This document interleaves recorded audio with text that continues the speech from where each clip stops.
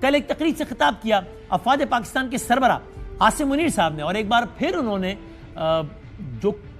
بارہا فوج کی جانب سے کہا جا رہا ہے ڈیجیٹل دہشت گردی کا لفظ استعمال کیا جا رہا ہے، کل عاصم منیر صاحب نے خود ڈیجیٹل دہشت گردی کے بارے میں کیا کہا یہ دیکھیے گا۔ ریاستی اداروں اور عوام کے درمیان خلیج پیدا کرنے کی کوشش کرنے والے عناصر کو مایوسی کے سوا کچھ حاصل نہ ہوگا۔ ڈیجیٹل دہشت گردی کی مضمون کوشش کی جا رہی ہے جس کا مقصد جھوٹی خبروں اور پروپیگنڈے کے ذریعے قوم میں نفاق اور مایوسی پھیلانا ہے۔ پاکستان میں آزادی اظہار رائے یعنی فریڈم آف سپیچ کی آئین اجازت ضرور دیتا ہے، مگر آئین پاکستان نے اس کی واضح حد بندی بھی کر رکھی ہے۔ اور یہ بھی دیکھیے فساد فی الارض کے حوالے سے کچھ کہا، کیا کہا دیکھیے۔ قرآن میں سورہ مائدہ کی آیت نمبر 33 میں اللہ تعالیٰ نے فرمایا ہے انما جزاء الذین یحاربون اللہ ورسولہ ویسعون فی الارض فسادا ان یقتلوا او یسلبوا او تقطع ایدیہم وارجلہم من خلاف او ینفوا من الارض ذالک لہم خزی فی الدنیا ولہم فی الآخرۃ عذاب عظیم۔ اور اس کا ترجمہ ہے بے شک جو لوگ اللہ اور اس کے رسول سے جنگ کرتے ہیں اور زمین میں فساد انگیزی کرتے ہیں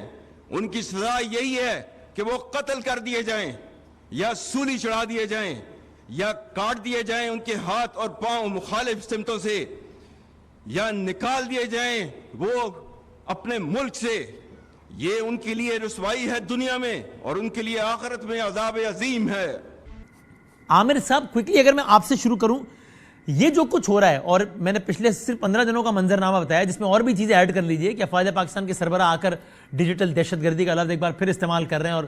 بتا رہے ہیں کہ اس کے کیا کیا کنسیکوینسز ہوں گے جو لوگ یہ کر رہے ہیں۔ آنے والے دن آپ کو پاکستان کی سیاست کے بارے میں کیا بتا رہے ہیں؟ آپ ایگری کرتے ہیں کہ جو لوگ کچھ کہہ رہے ہیں کہ اگلے کچھ ہفتے بہت ہی ہنگامہ خیز ہوں گے، فیض حمید صاحب کے حوالے سے، آئینی ترمیم کے حوالے سے بہت کچھ ہو سکتا ہے؟ بہت شکریہ بدامی صاحب۔ آج ہم سب جشن آزادی بھی منا رہے ہیں اور ہمارے تو بزرگ آئے تھے انڈیا سے، کرنال سے، اس وقت سروسز میں بھی تھے اور ویسے بھی تھے، قربانیاں دے کے بنایا تھا اور آج تک قربانیاں ہی دے رہے ہیں کیونکہ عوام تو پھنسی ہوئی ہے، اور جو خواص ہیں وہ ہمیشہ اپنی اپنی باری میں مال پانی بنا کے جب رکتا ہے تو ان کو پاکستان کا دکھ دکھتا ہے، ادروائز نظر نہیں آتا کسی کو بھی۔ ہم اس میں بیٹھے ہوئے ہیں، اس پاکستان میں ہم رہتے ہیں۔ ٹھیک ہے۔ اور مطلب جیسے وہ کہتے ہیں نا سیٹھ کو جب ہارٹ اٹیک ہوتا ہے تو پتہ لگتا ہے کہ اس کو منافع میں نقصان ہوا ہے، ورنہ تو وہ مر ہی جاتا ہے۔ یہاں ہمارے جتنے درد لے کے پھر رہے ہیں نا جو سو کالڈ پاکستان کے لیے، ان کی بس اسی قسم کی کیفیت ہوتی ہے کہ میرا حصہ بند ہو گیا، میرا منافع کم ہو گیا، اس کے علاوہ کوئی دکھ نہیں ہوتا۔ حصے داری میں رہتے ہیں سارے، کیونکہ اپوزیشن میں ہوں تو جو حکمران ہوتے ہیں وہ بھی وہی کاروبار کر رہے ہوتے ہیں جو یہ اپوزیشن والوں نے بچا کے رکھا ہوا ہوتا ہے۔ تو جب ہم اس میں آتے ہیں اور جنرل فیض کا آتا ہے، اور آپ نے بڑا اچھا فکرہ کہا کہ سپہ سالار یاد آئے، وہ اس وقت یاد آئے جب ساتھ یہ بھی کہا تھا کہ مجھے لگتا ہے کہ مجھے ملٹری کورٹ میں لے کے جا رہے ہیں، کیونکہ ان کو کچھ نظر آ رہا تھا، کیونکہ جنرل فیض کے جو ساری چیزیں انکوائریاں وغیرہ جو میجر جنرل کر رہے تھے، ظاہر ہے وہ کوئی چھپ کے تو نہیں ہو رہی تھی، اور ان سے وہ گھر بھی خالی کرا لیا گیا تھا جو انہوں نے جنرل کالونی میں خریدا تھا کہ یہاں آپ نہیں لے سکتے آپ، مطلب وہ سسٹم میں اریٹنٹ تھے فوج کے، اور وہ باقاعدہ بلاک لگا رہے تھے، تو وہ فوج نے ہی پھر ان کو بلاک کیا اور پھر پبلکلی تحویل میں لینے کی بات کر دی گئی، اور وہ بتایا گیا کہ جو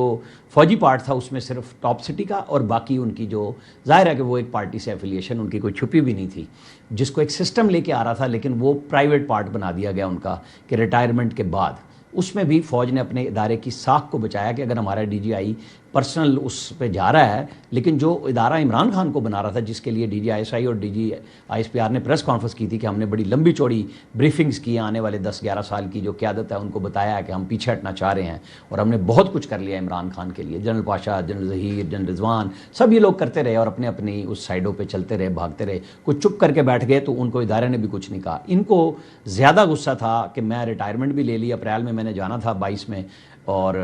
میں چلا گیا اور یہ پھر نہیں بیٹھے، تو مسلسل خبروں میں بھی ان رہے اور لوگوں کے ساتھ بھی ملتے رہے۔ اور آپ کو یقین ہے کہ فیض حمید صاحب کا معاملہ پھیلتے پھیلتے عمران خان صاحب تک آئے گا اور سختی ہوگی پی ٹی آئی پر اور ان کی لیڈر پہ؟ میرا خیال ہے کہ وہ جو چیزیں ہیں نا اس کے ساتھ موجود، کہ اکیلا تو کوئی بندہ کچھ نہیں کر رہا ہوتا نا،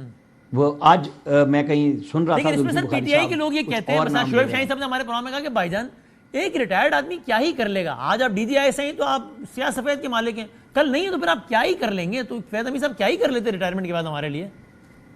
ظاہر ہے شعیب شاہین صاحب حقیقت پہ بات کر رہے ہیں نا، وہ عمران خان والی بات کر رہے ہیں نا کہ وہ آج والوں سے بات کرنا چاہ رہے ہیں، آج والے انہیں بالکل نہیں پوچھ رہے، وہ کبھی ان پہ اوپر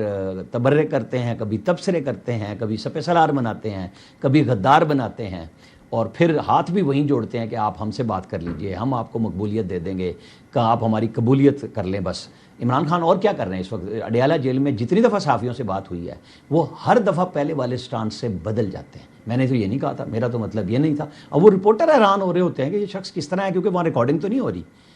مطلب کسی جرنلسٹ کے پاس تو نہیں ہوتا کہ وہ ٹیپ ریکارڈر لے جائے اور وہ ریکارڈ کر کے بتا دے کہ حضور آپ نے پچھلی دفعہ ایگزیکٹ یہ کہا تھا، تو ہم کہاں سے اس کو ثابت کر سکتے ہیں؟ کیونکہ وہ ان کی مرضی، کینسل مائی لاسٹ اسٹیٹمنٹ پہ تو وہ پہلے دن سے کھڑے ہوئے ہیں،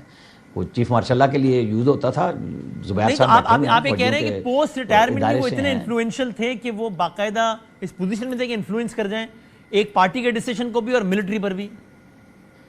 میرا خیال ہے کہ وہ زلفی بخاری صاحب کے ذریعے بنی گالا اور بنی گالا سے عمران خان اور سارا سب کچھ چل رہا تھا۔ آج ابھی ایک اور بھی اطلاع ہے جو پنڈی سے کچھ لوگ